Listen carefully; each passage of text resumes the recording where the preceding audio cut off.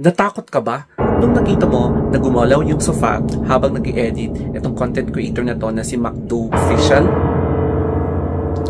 Naniniwala ka ba sa poltergeist or yung mga residual spirits na hindi natin nakikita na kaya nilang pagalawin yung mga gamit? Panoorin natin ulit at huwag kang kukurap.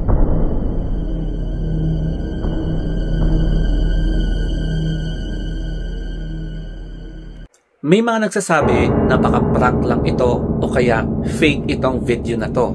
Pero ako bilang isang nag-duty sa ospital sa 11/7 shift, marami na ako mga kasama na naka-experience ng mga ganito.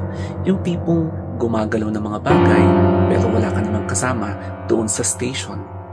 Unahin natin, ano nga ba ang poltergeist? So, ito yung mga elemento na merong kakayahan na pagalawin yung mga gamit na magugulat ka na lang, gumagalaw yung upuan, yung kama, o kaya yung mga sofa. Tapos, minsan, pwede nilang ihagis yung mga kagamitan mo, mga pillows, mga ganyan. And then, pwede silang gumawa ng ingay na hindi sila nagpapakita.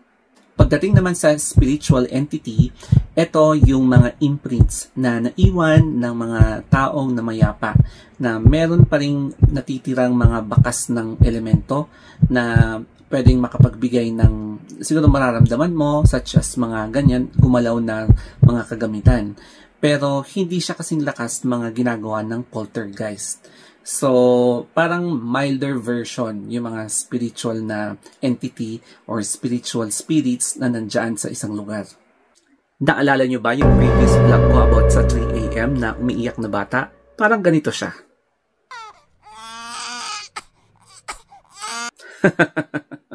Ganyan na ganyan or halos ganyan yung iyak na hindi lang naman ako yung nakarinig dyan eh.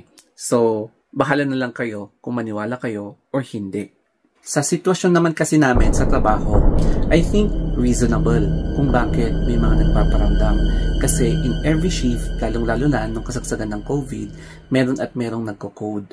So, naniniwala yung iba na yung mga naiwan or namayapang mga pasyente, unexpected talaga. So, syempre, yung mga kaluluwa nila is talagang nandoon lang sa area na yan, naglalakbay, or yung iba, gusto talaga nilang magparamdam kasi meron silang gustong mensahe na ipaabot sa mga naiwan nilang kamag-anak. Kaya hindi talaga maiwasan na yung mga ibang naka-duty, nakakaramdam talaga ng mga ganitong klaseng na sitwasyon. Pero kapag ikaw yung nasa sitwasyon niya at nakita mo na biglang gumalaw ang mga kagamitan mo katulad ng sofa na yan, ano ang gagawin mo? Iiyak ka ba? Tatakbo ka ba? Sisigaw ka ba? O kaya lalabas ka na ng bahay at hihingi ng tulong?